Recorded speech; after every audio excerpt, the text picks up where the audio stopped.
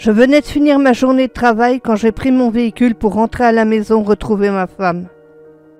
Mais sur la route, une voiture roulant à contresens m'avait percuté de plein fouet. J'avais perdu connaissance. Je me suis réveillée à l'hôpital.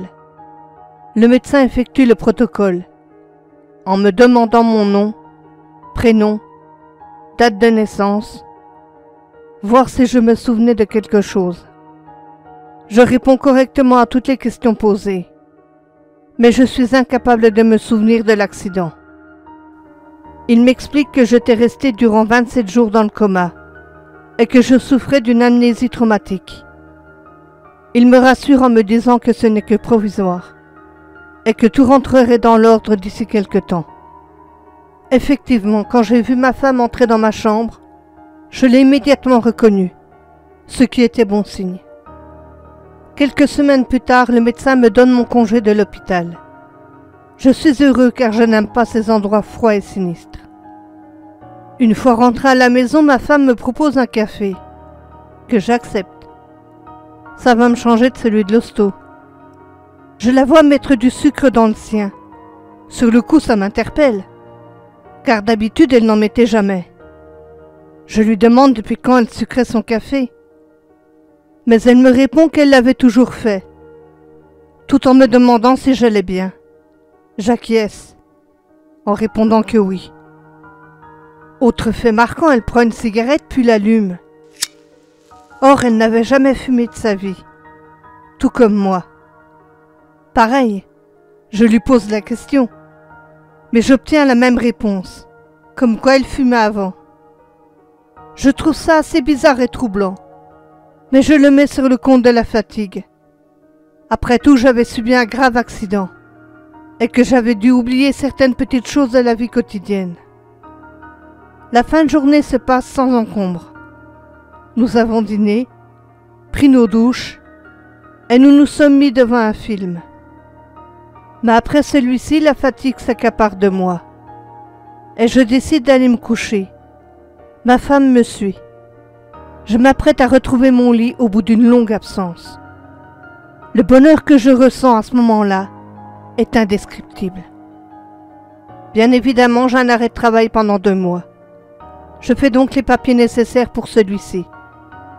Ma femme a posé quelques jours de congé pour veiller sur moi. Une gentille attention, mais non obligatoire en ce qui me concerne. Mais elle y tient beaucoup. Nous allions passer une semaine ensemble. Je trouvais ça génial. J'allais pouvoir retrouver mes repères, mes habitudes et ma vie en général. Ma femme me demande ce que je voulais faire. Je lui réponds, lire le journal, comme je le faisais déjà avant l'accident. Elle, de son côté, me dit qu'elle allait s'occuper du jardin. Problème. De 1, elle n'a pas la main verte. De 2, elle n'y connaît absolument rien.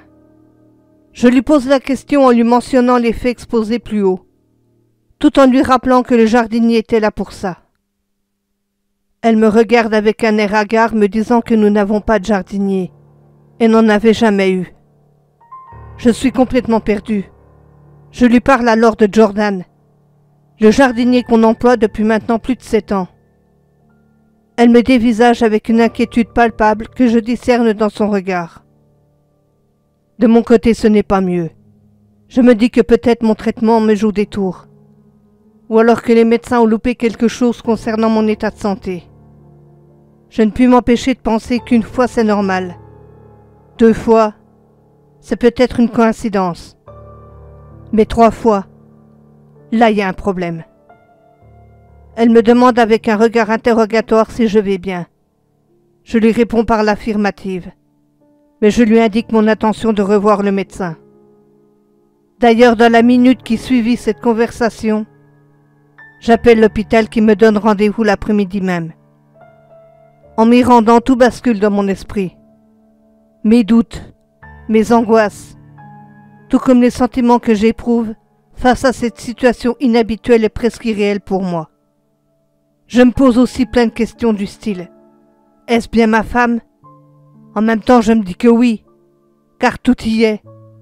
Sa présence, son parfum, son humour, sa tendresse et son amour.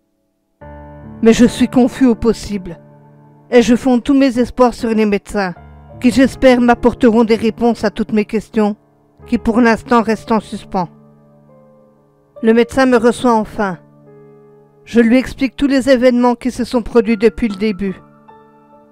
Mais rien n'indique que la prise de mon traitement ou d'éventuelles séquelles de l'accident soit à l'origine de ces changements. Par mesure de sécurité, il décide de me faire passer un scanner.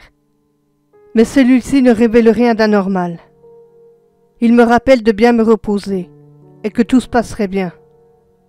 Je suis sorti de là-bas avec les mêmes questions avec lesquelles j'étais entré.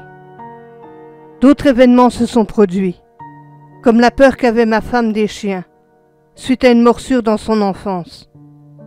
Visiblement, maintenant ce n'était plus le cas. Ou encore sa peur incontrôlée de prendre l'avion. Elle n'avait jamais mis les pieds dans ce genre d'engin, alors que désormais, nous le prenons souvent, et toujours en m'affirmant le contraire. Malgré cela, je ne vois pas d'autre alternative que d'essayer de vivre dans ces conditions auxquelles je ne m'habitue toujours pas. Mais je me soumets à toute cette incompréhension malgré tout. Ce que je ressens entre ma femme et moi, je le décrirais comme de la différence dans l'indifférence la plus totale. Quelques années passent. Un jour, je la vois sortir de la salle de bain, les yeux remplis de larmes. Je m'aperçois que c'est des larmes de joie, car elle sourit en même temps. Je la regarde surprise se diriger vers moi, puis m'avoue être enceinte. Elle est folle de joie. Sauf que là, par contre, il y a un énorme problème. Je n'arrive pas à trouver une once de rationalité dans toute cette histoire. Car quelques années auparavant, elle avait eu un cancer de l'utérus et avait subi une ablation de celui-ci. C'était donc impossible qu'elle soit enceinte. Je lui rappelle ces événements qu'elle occulte systématiquement, me disant qu'elle n'avait jamais eu de cancer. À la fois curieux et apeuré, je monte dans la chambre. Sous les lits se trouve un petit coffre où elle y met tous ses papiers. Et bien évidemment, je retrouve les comptes rendus des médecins de l'époque qui le confirment. Je remets le tout en place. Mais j'ai bien constaté que j'avais raison. Je ne lui dis rien. Après tout, qui suis-je pour briser son rêve? De plus, elle ne me croit pas, donc inutile d'insister. Elle le verra bien par la suite, et je serai présent à ses côtés pour l'aider à traverser cette douloureuse épreuve. Mes pensées se bousculent dans ma tête. Ou alors je sais pas, moi. Je me dis que peut-être la vie m'avait offert ces opportunités, que les étoiles se sont alignées, et que même si je trouvais ces situations invraisemblables, je devais les accepter sans trop me poser de questions. Alors c'est ce que je fis. Mais quelques mois passent. Son ventre s'arrondit. Je commence vraiment à me poser des questions. Mais je dois pour le moment rester lucide, pour aider ma femme au mieux. Elle me montre les échographies. Ce petit être qui grandit en elle est bien réel. Même si la peur et la confusion me rongent, le bonheur passe largement au-dessus. Mon Dieu, je veux être père. Puis le jour de l'accouchement arrive. Elle me prévient de vite mettre les affaires dans la voiture, car c'est le moment tant attendu. Je fais aussi vite que je peux, mais l'excitation est à son paroxysme. J'y arrive tout de même. Je l'aide à monter dans la voiture, et nous voilà partis pour la maternité. Nous étions fous de joie. Je roule avec prudence. Mais une course-poursuite a lieu entre un chauffard ivre et la police. Le véhicule de ceux-ci nous ont percutés de plein fouet à toute vitesse. Aucun de nous n'avait survécu, sauf le type ivre. Voilà comment, en une fraction de seconde, tout peut basculer dans l'horreur. Perdre le bonheur, la vie. Tout ça à cause d'un abruti.